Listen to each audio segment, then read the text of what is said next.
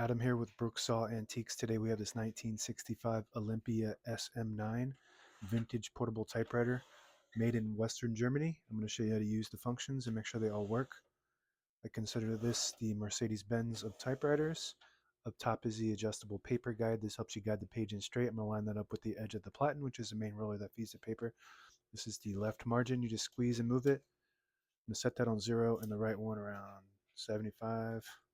And this is the paper support arm that flips up from the back and extends. This is the paper bale that sits on top. It's got 2 adjustable rollers and a scale.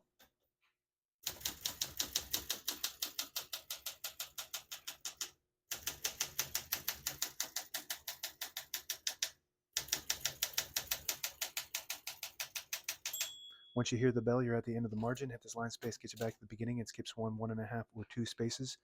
Right now we have it on single, but if you want 1.5, just flip that switch down. It skips 1.5. One more, it skips 2. I'm going to keep that on single for now and finish typing. As you can see, all the keys type nice and none of them skip or stick. I'll type a sentence in red on the next line and switch from black to red. There's a switch on the right side here.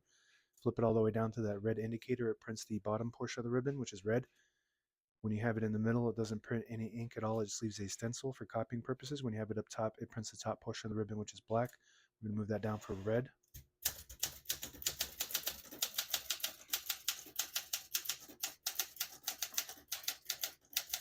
Beautiful typing machine. Very nice condition. Almost excellent condition. The print is perfect. One of the best typewriters of all time. Always makes the top 5. The Olympia SM9, beautiful.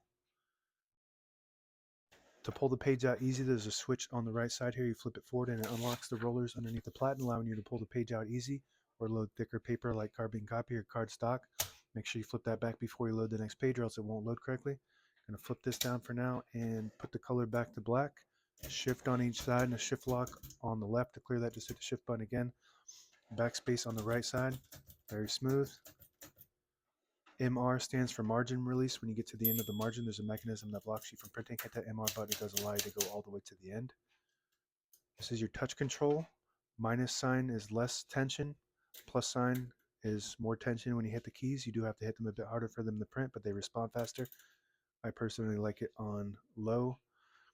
This is your carriage lock. When you flip this up, it will, when you move the carriage to the middle, it locks it in the middle, and it also locks the keys and the shift.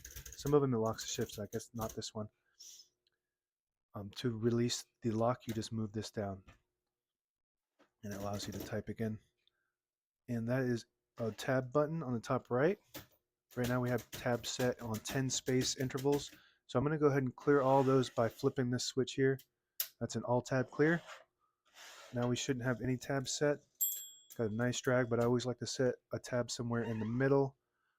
That way when you hit the tab button, it doesn't slam all the way to the end, causing wear and tear on your typewriter. By hitting this set button, so this is the difference between the SM8 and the SM9, is the SM9 has the tab set on the space bar, and the SM8 you have to set them manually behind the carriage. So now we have one set right there. I'm just going to hit the tab button. It stops at that spot. To clear that one tab, you just hit the clear button. So now we don't have any, but I'm going to set another one right there. The hood opens kind of like a car hood. Very cool. All the brand new ribbon is loaded on the left side, so it's pulling to the right. Clockwise, if you want to switch that direction, on either side you just flip the ribbon guide and it will pull counterclockwise to the left. And this will automatically switch on its own when it gets to the end if your ribbons have eyelets, which are the little metal pieces that will catch this and move it for you. On the right side, carriage release. This doesn't have a carriage release on the left side on this until later on to the newer models. And that's it on the left side. This is your switchblade paper support arm that extends. So you just hit that button right there to release that. No carriage release on this side. If you pull out the knob, it disables the spacing so you can get to an exact spot on the page. You let it go, you get the clicks. Each one of those clicks is a half a space. And the same concept, if you move the line space indicator all the way back, it disables the spacing. You move it to the 1, you get the clicks. And that's it. Now available on eBay or Etsy. Search Brooksaw Antiques.